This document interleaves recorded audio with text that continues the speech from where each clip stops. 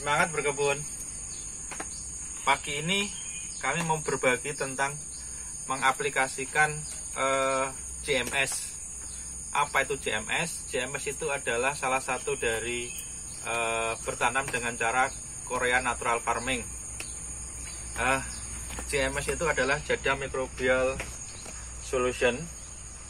Ini adalah bakteri yang kita kembangkan dari bakteri lokal yang ada di sekitar lingkungan kita. Ini saya ambil dari serasah bambu, kemudian tanah-tanah di sekitar tanaman yang subur. Ini saya ambil di bawah pohon durian, pohon langsat, pohon rambutan.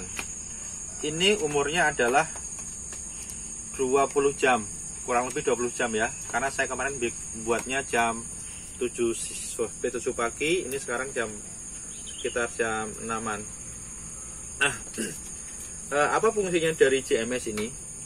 JMS itu adalah kita mengembangbiakkan atau mengkulturkan bakteri yang semula sedikit menjadi banyak.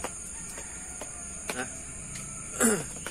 bakteri itu sebagai ibaratnya adalah juru masak atau juru koki yang akan menyiapkan makanan siap saji yang langsung bisa diserap oleh tanaman.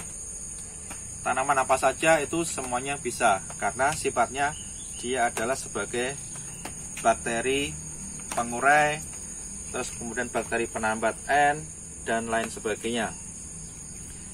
Efeknya apa terhadap tanaman kita? Dalam 1 cc JMS ini mengandung miliaran mikroba. Jadi kalau kita encerkan ini dengan sistem pengenceran 10-30 kali, maka kita mempunyai bakteri pekerja yang jumlahnya ratusan juta di dalam setiap gram media tanam yang kita siram terhadap JMS ini. Sehingga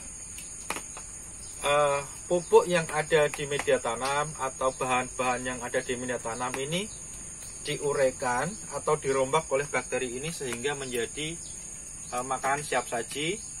Dengan adanya makanan siap saji yang ada, maka tanaman kita akan menjadi tumbuh dengan subur. Nah, ini kita mau aplikasikan di tanaman cabai dan tanaman anggur saya serta tanaman yang ada.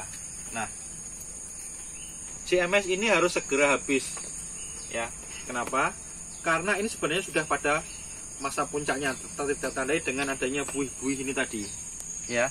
Ini tadi buih-buihnya banyak karena saya pindahkan di tempat yang agak terang, jadi ini agak tergoncang ya, agak tergoncang. Ini bakteri tadi udah tandanya dengan tanda buih dan sudah menumpuk tadi di sini. Nah, ini saya segera aplikasikan. Saya hanya punya waktu pagi ini karena saya kerja, jadi sebenarnya paling maksimal tuh kalau kita mau nunggu tuh sekitar 4 jam lagi ini maksimal, tapi tidak masalah lah ya. Ini udah maksimal, kita akan aplikasikan. Tadi saya belum menyebut ya bahannya apa. Bahannya adalah satu, ini adalah tanah yang saya masukin ke dalam kantong ya, kayak semacam teh celup. Tujuannya apa? Biar kalau kita semprot atau kita siramkan, dia tidak menyumbatkan pada nozzle.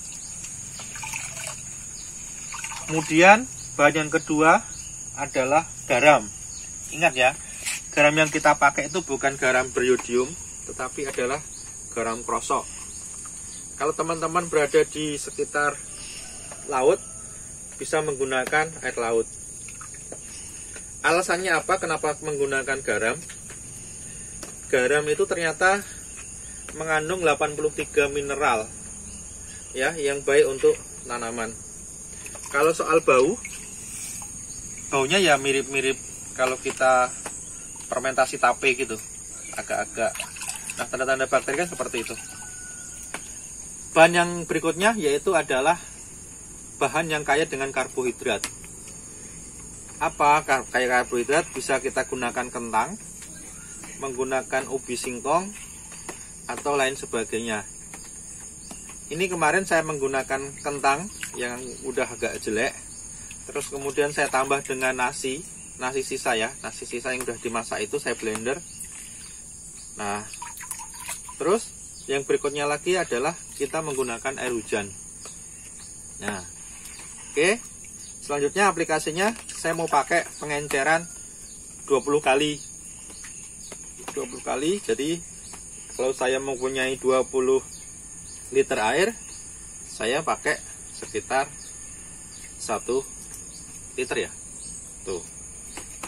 Nah, caranya kita kocok ke tanahnya. Yuk, kita lanjut siram dengan CMS.